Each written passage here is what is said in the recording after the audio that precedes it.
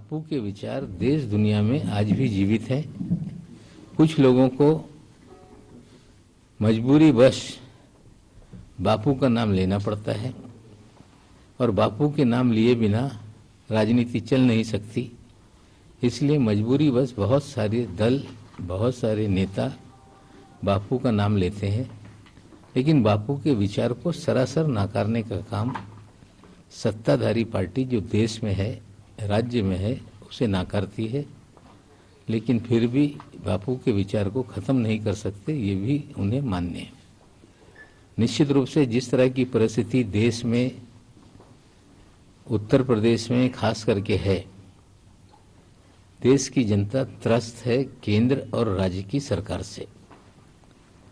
और इन 5 राज्यों के चुनाव में जब 10 मार्च के दिन नतीजे आएंगे तो सारा गुस्सा पांचों राज्य में जिस तरह की परिस्थिति है, खास करके उत्तर प्रदेश, उत्तराखंड, गोवा, जहां पे आज भारतीय जनता पार्टी की सरकारें हैं, निश्चित रूप से जनता गोवा में सत्ता परिवर्तन करना चाहती है, जनता उत्तराखंड में सत्ता परिवर्तन करना चाहती है और खास करके उत्तर प्रदेश में भी जनता सत्ता परिवर्तन करने के मूड में है। जिस तरह से मोदी जी के लगभग 8 साल का कार्यकाल बीत गया, योगी जी का 5 साल का कार्यकाल बीता है। सबसे बड़ी समस्या इस देश में 2 वर्ग सबसे ज्यादा परेशान है, किसान और नौजवान। किसानों को लेके बीजेपी अलग अलग दावे करती रही कि 2022 में किसानों की आय दुगनी करने का काम किया जाएगा, लेकिन आय दुगनी तो नहीं हुई। किसानों के माल की लूट लगातार इस देश में जारी है। जो खाद है उसकी कीमत बढ़ा दी गई, बोरा में 50 किलो की जगह खाद 45 किलो का बोरा बना दिया गया। लगातार डीजल के दाम बढ़ रहे हैं, ट्रैक्टर हो, पंप चलाने के लिए किसानों को लूटा जा रहा है।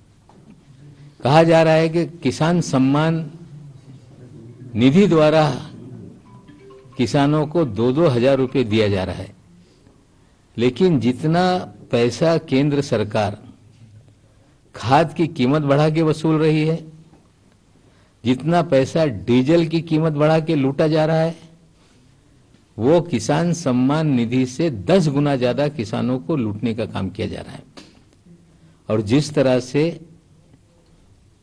केंद्र की बीजेपी सरकार ने 3 कृषि कानून बनाए, कोविड काल में पार्लियामेंट में बिल को रखा गया, लोकसभा में बहुमत था, अलग अलग पे बैठने की व्यवस्था की गई और लोगों को बोलने नहीं दिया गया, और निश्चित रूप से लोकसभा में बहुमत के आधार पे कृषि बिल पारित हुआ।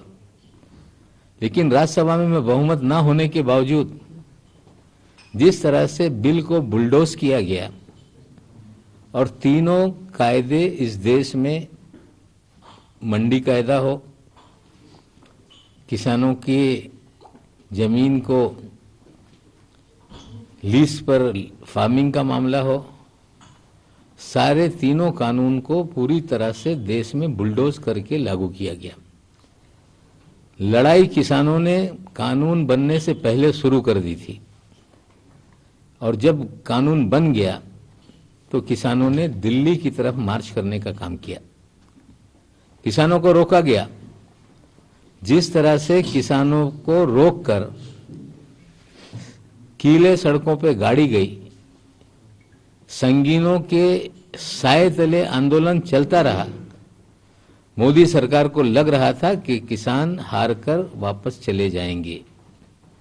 26 जनवरी को ट्रैक्टर मार्च निकला, पुलिस ने ट्रैक्टर को लाल किले की तरफ मुड़वाया और एक साजिश के तहत भारतीय जनता पार्टी के कार्यकर्ता द्वारा लाल किले पे निशान साहब का झंडा फहरवाकर किसानों को देशद्रोही की उपाधि देने का षड्यंत्र भारतीय जनता पार्टी ने किया।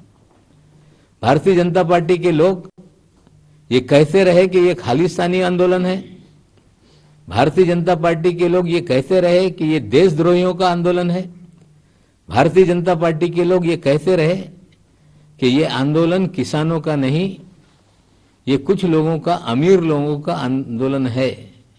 ये किसानी नहीं है। किसान के भेष में बहरूपी आके आंदोलन कर रहे हैं। हमें लगता है कि 13 महीने आंदोलन चला, किसान भाई डटे रहे, और एक दिन रात में टेलीविजन पर मोदी साहब को आना पड़ा, और मोदी साहब ने ये कहा कि मैं कुछ लोगों को समझा नहीं पाया, इसलिए कानून वापस ले रहा हूं। कुछ लोगों को नहीं, किसान आपके खिलाफ थे। आपको लग रहा था कि उत्तर प्रदेश, पंजाब, उत्तराखंड के चुनाव में आपका सफाया हो जाएगा। आपने मजबूरी में कानून वापस लिए। हमें लगता है कि देश के किसानों ने पहली बार मोदी साहब के अहंकार को रोकने का काम किया।